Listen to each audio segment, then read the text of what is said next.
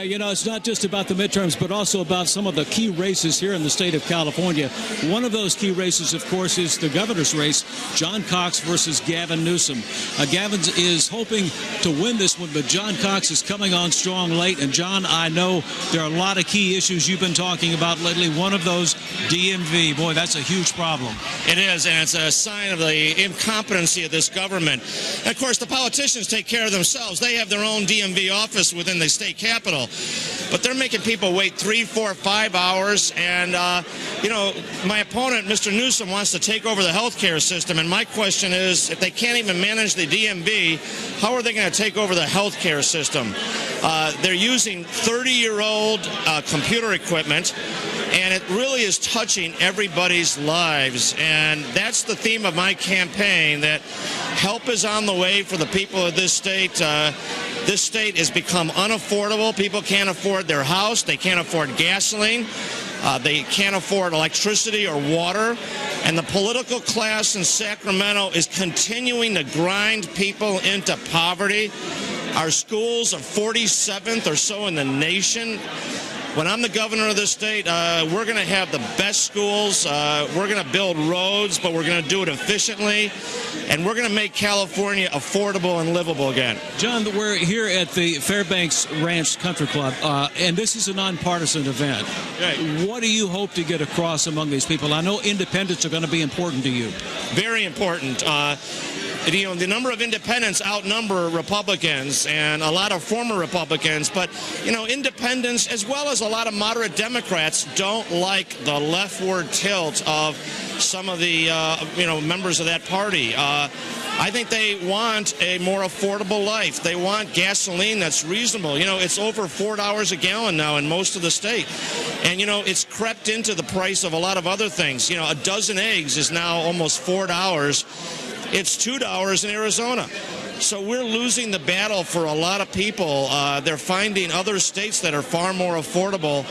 I want to make this state much more affordable, attract business, keep our people here, build a lot of affordable houses. And, I'm from the private sector. I'm used to getting results, and I'm running against a career politician who was financed by a billionaire.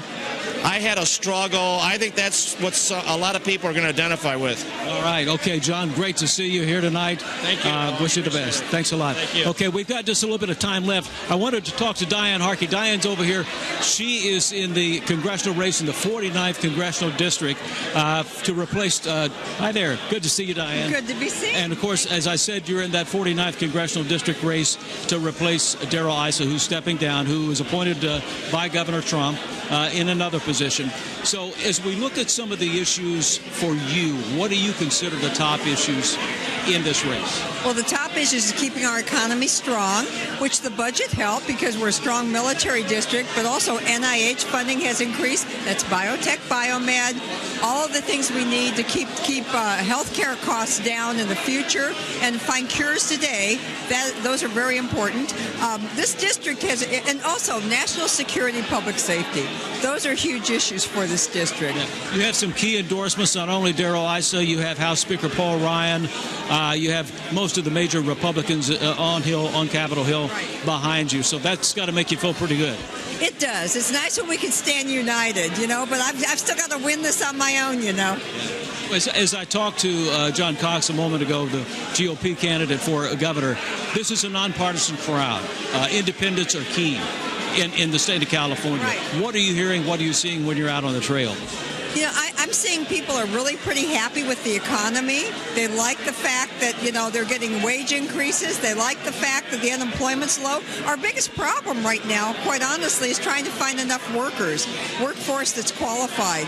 And so that's a good place to be. The stock market's up. That's going to do well for pension plans. It does well for retirees. It's all good stuff going on right now. I mean, economic indicators are very, very strong. And I want that to continue. And if my opponent gets in and Pelosi takes over, they will, in fact, get rid of the tax reform bill, which is driving a lot of this. Well, we wish you the best, and thanks for stopping by and talking to us at this event. Thank you very much. Thank you for having me. Right, Diane Harkey.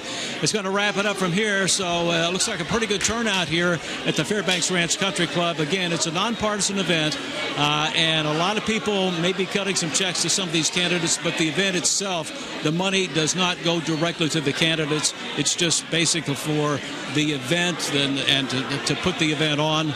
And a lot of people here, a lot more expected. We're going to last till about 9 o'clock. So we're going to send it back to you, Sandra and Anna. Yeah, a robust crowd behind you there at the Fairbanks Country Club. And it's good to see so many people engaging in our civic duty. That's right. That is a really good get, Alan Denton, to have John Cox there for a live interview. Thank you so much.